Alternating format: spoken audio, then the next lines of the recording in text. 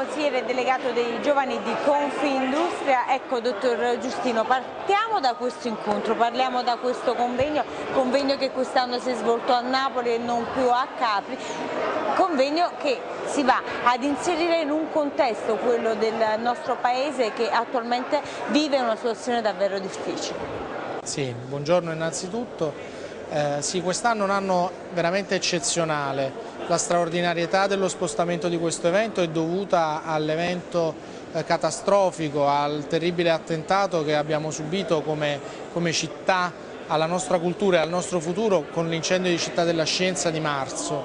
Il nostro movimento nazionale, e qui colgo l'occasione per ringraziare Jacopo e tutti i miei colleghi del Nazionale che hanno fortemente voluto questo spostamento e ci sono stati vicini, ci hanno dimostrato numerosi la loro vicinanza. Finanche abbiamo il Presidente di Trento e il Presidente di Bolzano qui oggi presenti, che a Capri non avevamo mai visto. L'obiettivo è quello di rendere maggiormente formati i nostri associati.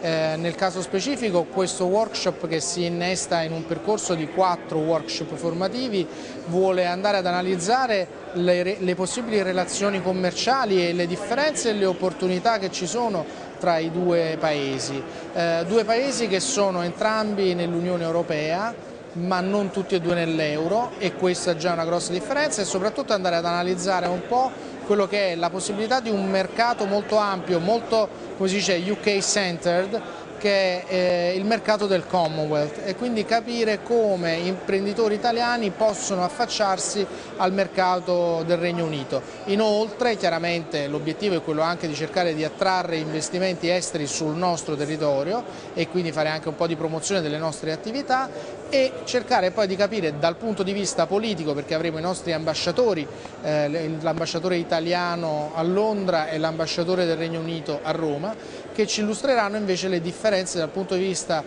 delle politiche di attrazione di investimento, politiche di welfare, politiche fiscali che ci sono tra i due paesi. Qual è la ricetta, se esiste, per essere più competitivi in Europa, appunto? Ma diciamo che volendo scherzare potrebbe essere una bacchetta magica, cosa che però credo nessuno abbia.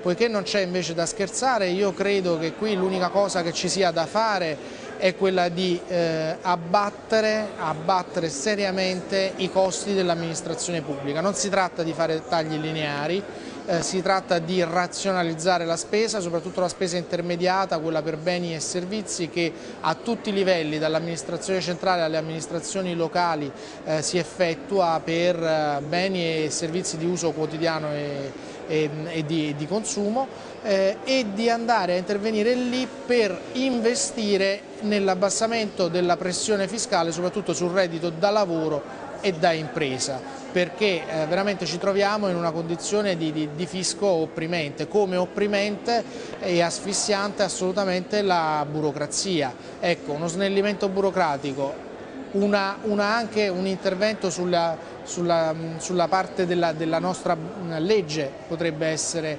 importante. Una cosa che per esempio sfavorisce molto gli investimenti esteri in Italia è la retroattività delle leggi. Un esempio molto banale: se un investitore estero prepara tutta una documentazione che la nostra burocrazia richiede e quindi in un tempo molto elevato presenta questa documentazione e magari si trova che nel frattempo è stata approvata una nuova norma, con la nuova norma si interpreta ciò che è stato fatto nel passato. Questo non può più accadere.